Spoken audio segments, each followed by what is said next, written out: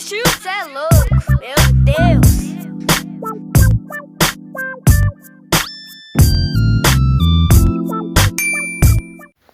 Assalamualaikum warahmatullahi wabarakatuh. Halo semuanya, nama aku Danisa Putri Nindita. Aku dari kelas HI 3B. Nah, di sini aku mau ngejelasin ke kalian nih terkait salah satu gerakan, yaitu adalah gerakan 6B40. 6B40 itu apa sih? Oke, kalau misalnya mau tahu, kita akan mulai sekarang.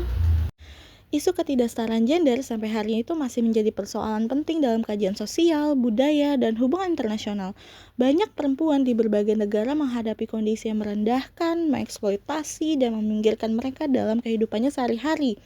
Nah, salah satu fenomena yang mencerminkan persoalan ini adalah gerakan 4B yang berkembang menjadi 6B 4T, terutama dalam ruang interaksi digital. Gerakan ini itu menunjukkan bagaimana sistem patriarki bekerja dan bagaimana perempuan melawan penindasan melalui komunitas. Nah, gimana sih transformasi gerakan 4B di Korea Selatan ini berkembang menjadi gerakan 6B 4T yang menyebar ke Tiongkok dan bagaimana teori feminisme menjelaskan fenomena tersebut? Oke, sekarang akan dimulai dengan asal-usul gerakan 4B menjadi 6B 4T. Nah, gerakan 4B ini tuh muncul di Korea Selatan yang terdiri atas 4 penolakan, yaitu tidak menikah, tidak melahirkan, tidak berhubungan heteroseksual, dan juga menolak berkencan.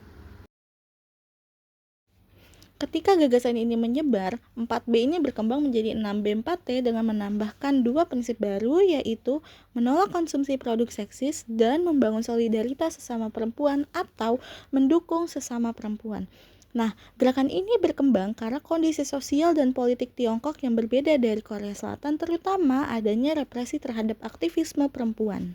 Jadi, setelah pemerintah Tiongkok membatasi aktivisme feminis sejak 2015, perempuan muda ini beralih ke ruang daring. Salah satu platform pentingnya itu adalah Douban. Douban ini adalah ruang tertutup yang memberi keamanan diskusi. Nah, di platform ini perempuan itu bisa berbagi pengalaman tentang diskriminasi, pelecehan, tekanan keluarga, hingga keadilan tidak sosial. Emosi yang sering kali dianggap lemah justru ini diposisikan sebagai sumber kekuatan politik.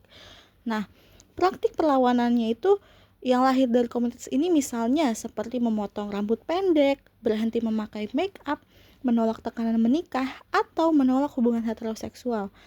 Ini itu bukan sekedar pilihan personal, tapi bentuk reclaiming atas tubuh dan kehidupannya mereka sendiri. Nah, gerakan dari 6B4 ini juga menghadapi tekanan dari negara dan penyaringan kata kunci oleh platform. Banyak postingan yang dihapus sehingga pengguna tuh harus mengganti kata-kata sensitif seperti mengganti dengan simbol atau mensensornya atau memindahkan diskusi tersebut ke platform lain seperti aplikasi X. Strategi bertahan ini menunjukkan bahwa perempuan bukan hanya melawan patriarki tapi juga otoritarianisme negara. Meskipun direpresi, tindakan sensor justru memperkuat klaim 6B4T tentang adanya kontrol negara dan patriarki yang menekan perempuan. Nah, selain itu, gerakan ini juga memicu respon keras dari kelompok anti-feminis. Mereka ini menuduh feminis membenci laki-laki. Pemerintah Tiongkok memanfaatkan sentimen ini untuk membubarkan lembaga gender dan mengasosiasikan feminisme dengan ekstremisme.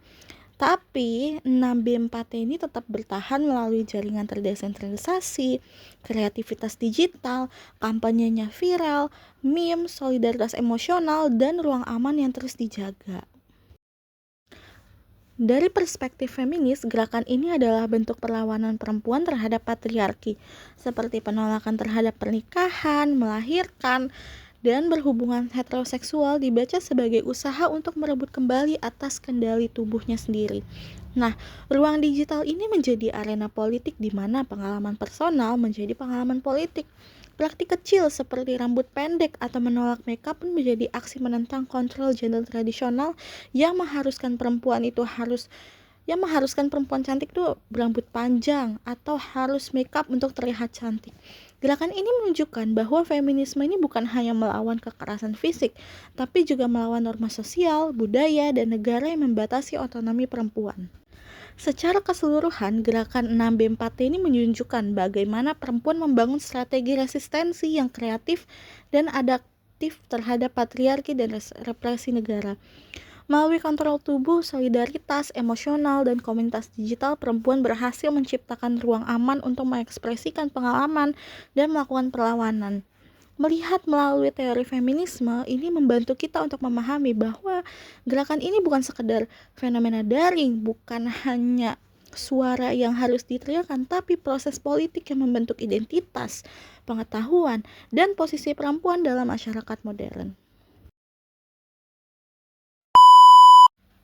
Oke, itu dia terkait 6B40. Di sini sudah selesai. Aku mohon maaf bila ada kesalahan kata atau informasi. Terima kasih semuanya sudah menonton.